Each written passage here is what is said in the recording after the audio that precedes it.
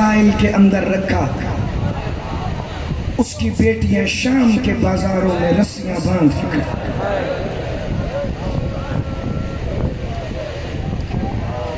اتنا مارا انہوں نے علی کی بیٹیوں کو. علی ولی اللہ بچانے میں صرف حسین کی گردن کا لہو نہیں، علی ولی اللہ بچانے میں سجاد کی پشت کا لہو بھی شامل. جس مصائب کا حکم ہے میں وہ پڑھوں گا، لیکن اس سے پہلے دو جملے سن.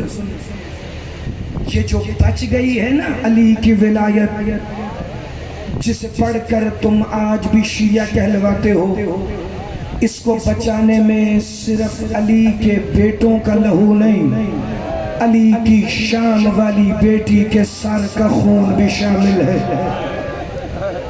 جس کی ہائے نکلی ہے اگلے فکرے پر ہائے اتنی بلند ہو جائے گی کہ تمہیں پتہ لگے گا وہ پرسہ لینے آ گئی ہے جس کے نام سے یہ بارگاہ منسوب ہے.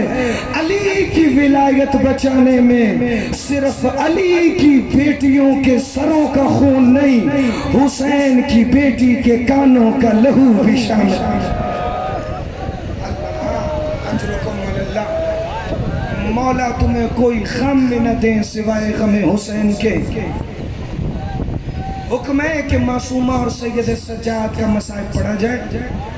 یقیناً یہ دن نہیں ایسے، اگر ہر ذاکر بھی معصومہ کے مصائب پڑھے، صبح مجلس شروع ہو قیامت کو آخری ذاکر پڑھے، پھر بھی اس شہزادی کے مصائب اتنے ہیں کہ کبھی ختم نہیں ہوں گے.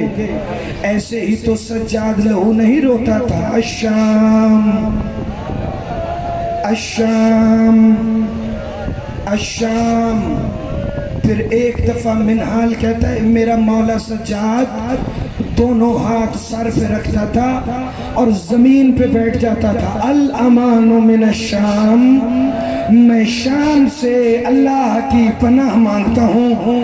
ابن منذر و منحال کہتے تھے مولا تو امام ہو کر شام سے اللہ کی پناہ کیوں مانگتا ہے؟ امام فرماتے تھے ابن منذر شام میں ہم پر 6 ظلم ایسے ہوئے ہیں جو اللہ کی کائنات میں کسی شریف پر ہوتے تو اس کی پوری کائنات ہی ختم ہو جاتی. کہ مولا وہ 6 ظلم کون سے ہیں؟ کہ ابن منذر ایسے نہیں، یہ 6 ظلم وہ ہیں جس میں ہر ستم کے اندر میں اور میری بہن معصومہ برابر کے شریک ہیں، اس میں میری پھپھیاں بھی شامل ہیں، اس میں میرے بابا میرے بھائیوں کے سر بھی شامل ہیں. ابن منذر پڑھ کے کہتا ہے مصائب کے عاشق لوگ میرے سامنے بیٹھے ہیں، میں دیکھ رہا ہوں تم نے چہروں پر ماتم کی تیاری کر کے رکھی ہوئی ہے، کیونکہ جس بی بی کا مصائب میں پڑھنے لگا ہوں نا اس کے مصائب کا حق یہ ہے کہ کم از کم ایک دفعہ ہر کوئی چہرے پہ ہاتھ مار کے کہے ہائے معصومہ تیرے سجاد کے لہو رونے کے بڑے ارمان. یا حسین یا حسین، سارے مل جانا بھائی. کہ ابن منذر یہ 6 ظلم ایسے ہیں ان کو سننے کے لیے پہلے آستینیں الٹو پھر گریبان کو چاک کرو، کیونکہ یہ 6 ظلم سننے کے لیے بندہ امیر نہیں بندہ غریب نظر آنا چاہیے. بھائی مشہور میں فکرہ پڑھوں، میرے مولا سجاد نے خاک مدینہ اٹھائی ابن منذر کے سر میں ڈالی اور ڈال کے کہتے ہیں اب لگ رہا ہے نا تو شام کا عزادار، اب میں تجھے وہ 6 مصائب سناؤں جنہوں نے سجاد کو جیتے جی قتل کر دیا ہے. کہ بسم اللہ میرے مولا. مولا سجاد فرماتے ہیں پہلا ظلم ہم پر شام میں یہ ہوا کہ جو ہی ہم بازار شام میں داخل ہوئے نا 70 نیزوں والے تھے. جب میرے باقر و سکینہ مجھ سے تھوڑا دور چلنے لگتے تھے نیزوں والے آتے تھے، میری بہن سکینہ کی پسلیوں میں اتنے نیزے مارتے تھے چند قدم چل کر میری 4 سال کی بطول نے کہا بھیا سجاد جیسے دادی زہرا کی پسلیاں مدینے میں ٹوٹی تھی میری شام کے بازار میں ٹوٹ. یا حسین یا حسین یا حسین، اللہ ان اٹھتی ہوئی آوازوں پر رحم فرمانا. کا جیسے میری دادی کی پسلیاں مدینے میں ٹوٹی تھی ایسی میری شام کے بازار میں ٹوٹ گئی. سجاد کہتے ابن منظر دوسرا مصائب سنو گے. جب میری معصومہ کہتی تھی نا سجاد مجھے بڑی بھوک لگی ہے, یہ بے غیرت کے بچے چھتوں سے صدقے کی کھجوریں پھینکتے تھے, میری بہن کہتی تھی حیا کرو میں سید زادی ہوں میں صدقہ نہیں کھاتی. کا تیسرا ستم وہ تھا ہمیں وہ زندان دیا گیا جس کی چھت نہیں تھی, بارش اندر آتی تھی دھوپ اندر آتی تھی. ابن منظر میں تجھے کیا بتاؤں, شام والوں کی بیٹیاں نرم تکیوں پر سوتی تھی, میری معصومہ دو پتھروں پر سر رکھ کے کہتی تھی سجاد میرے کان بڑے دکھ رہے. یا حسین یا حسین یا حسین, میں نے ابھی صرف 3 مسائب پڑھے ہیں, اگر پچھلے اجازت دو تو میں اگلے 3 مسائب پڑھوں ورنہ میرے حصے کی نوکری مکمل ہے. ایک دفعہ سارے ذرا میری طرف سر اٹھا کے دیکھنا. کہ ابن منظر چوتھا مصائب یہ تھا ہمیں ایک دن زندان سے نکال کر شام کے اس محلے میں لے گئے جہاں خیبر والے یہودی رہتے تھے. جا کے کہتے جس نے علی کے بدلے لینے ہو علی کی بیٹیاں تمہارے محلے میں آ گئی ہے. کہا ابن منظر لیکن یہودیوں نے ہمیں پتھر نہیں مارے. کہا مولا پھر تو تڑپا کیوں ہے.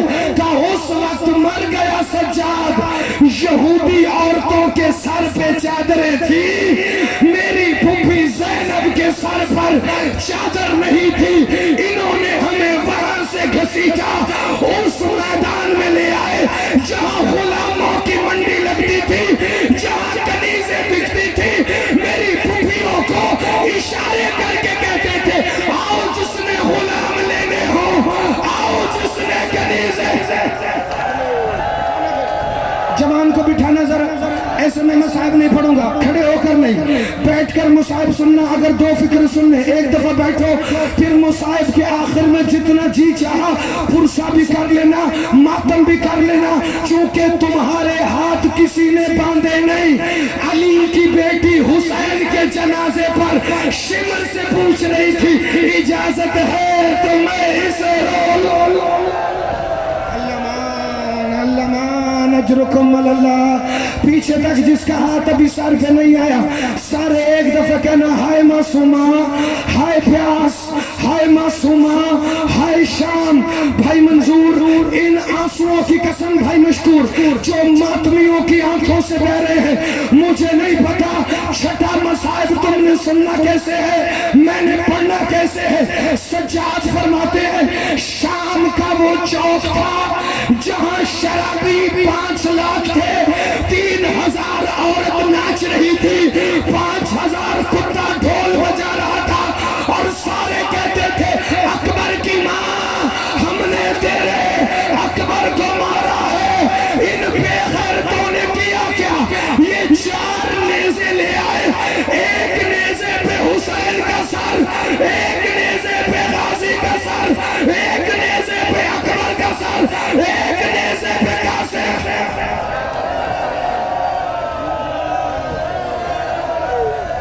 میری منت ہے ان جوانوں سے جو ماتم کی تیاری میں ہیں. میں مصائب کا صرف ایک فکرہ اور پڑھوں گا. مونشا جی اللہ آپ کی زندگی کرے. ان آنسوؤں کی قیمت سیدہ کے علاوہ کسی اور کے پاس ہے ہی نہیں.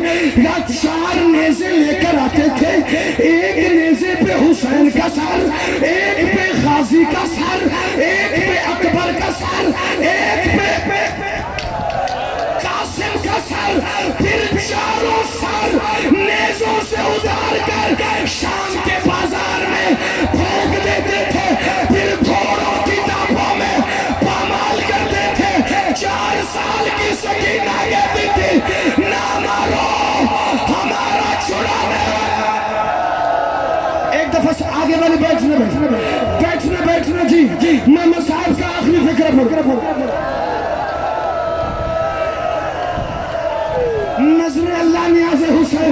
ایک لمحے کا کنٹرول ہے صرف، اس کے بعد جتنا ماتم تمہارا دل چاہے کرنا۔ کا مولا سجاد یہ 6 مصائب تھے یا اس کے علاوہ بھی؟ کا یہ 6 مصائب آئے مگر سجاد زندہ رہا، لیکن ایک مصائب ایسا تھا میرا دل چاہا دربار کی زمین پھٹے اور سجاد دفن ہو جائے۔ کا مولا وہ مصائب کون سا تھا؟ کہ میں مدینے سے نکلا، میں نہیں گھبرایا، میں کربلا میں آیا، میں نہیں گھبرایا، میرا بابا مارا گیا، میں نہیں گھبرایا، میرے اکبر کی جگر کو پرچی کھا گئی، میں صبر کرتا رہا۔ شام کے بازاروں میں میری پھوپھیوں کے سروں کا خون ان کے چہروں پر تھا، میں نے صبر کیا، لیکن ایک موقع ایسا تھا سجاد مر گیا۔ کا مولا کون سا؟ کا یزید کا دربار تھا، 700 کتے کرسیوں پہ بیٹھے تھے، ایک حرامی نے جام اٹھا کے کہا او یزید میرے گھر میں نوکرانی نہیں، یہ حسین کی 4 سال کی سکینہ مجھے کنیز۔